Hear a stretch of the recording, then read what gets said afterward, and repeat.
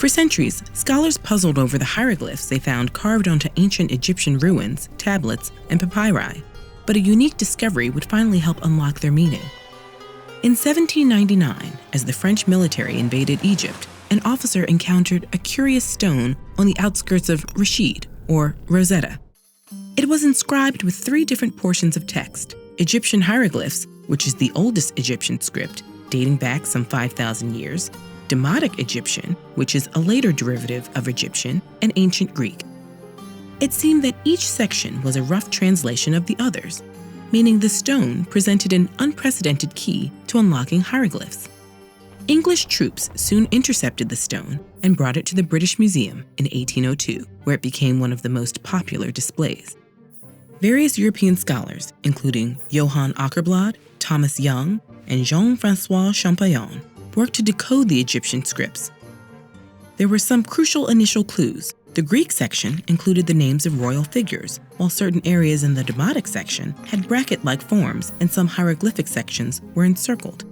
Could these portions encode the same royal names?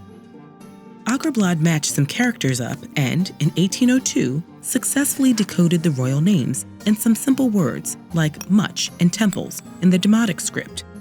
This led Åkerblad to believe that all Demotic signs were alphabetic, meaning each letter represented a discrete sound, much like in English. Thomas Young, in contrast, suspected that some of the Demotic signs were logograms, that is, symbols encoding entire words or phrases. For example, he believed a sun disk with a stroke indicated the sun or sun god. Around 1814, he deciphered some recurring Demotic words, like Pharaoh and Egypt. Young also had the critical insight that Demotic was a later iteration of hieroglyphs, and studying the hieroglyphic text, Young successfully decoded the royal name Ptolemy, but he still believed the prevailing misconception that most hieroglyphs were logograms representing ideas, not sounds. Using his knowledge of other scripts and languages, like the Egyptian Coptic he learned from a Coptic Christian priest, Champollion realized that most encircled hieroglyphs were phonetic. They represented sounds: the Egyptian vulture, and A, the 3 fox skins, Mes, and so on. This finally allowed him to read the Egyptian names Ramses and Tutmosis. Cross-referencing other hieroglyphic texts, Champollion confirmed that many hieroglyphs beyond the encircled names were phonetic. And on September 14, 1822, he ran to his brother's house and declared the breakthrough. Later, Champollion determined that, beyond alphabetic and logographic hieroglyphs, some were classifiers that sorted words into categories, like occupations, plants, and abstract concepts. The first complete translation of the Rosetta Stone was finally published in the early 1850s. So, what did it actually say? The inscription was marked 196 BCE. It honored the first anniversary of 13-year-old Pharaoh Ptolemy V's coronation and outlined a series of benefits for the Egyptian priesthood. The inscriptions described laws for maintaining temples and performing rituals, like the burial of sacred animals. At the time, Egypt was a multicultural society. 2 main languages were spoken: Ancient Greek, brought by Egypt's conquerors, and Demotic Egyptian, the native language.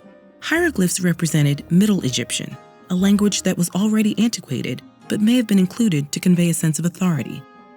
The decree was copied onto many stones and erected in temples. However, as regimes shifted, edifices were deconstructed and reconstructed. Some scholars think the Rosetta Stone was originally placed in a temple in Sais. It's unclear how it ended up 80 kilometers away, but it may have been transported up the Nile after the late 15th century. Once deciphered, hieroglyphs helped overturn misconceptions. Subterranean chambers within Egyptian pyramids were once thought to be secret sites of priestly initiation and study, but it was finally confirmed that pyramids were tombs housing sacred preservations for the afterlife. Soon, entire texts could be translated that showcase the complexity of ancient Egyptian religious compositions.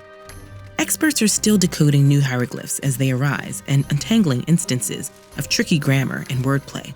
The Rosetta Stone helped illuminate one of the world's oldest written languages and the vibrant history it emerged from. And yet, the pillaged artifact remains far from its provenance today. Decoding hieroglyphs allowed scholars to finally translate the Egyptian Book of the Dead. Step into the ancient Egyptian underworld with this video. or hear the story of the woman who secretly ruled over medieval Egypt and why she was murdered with this one.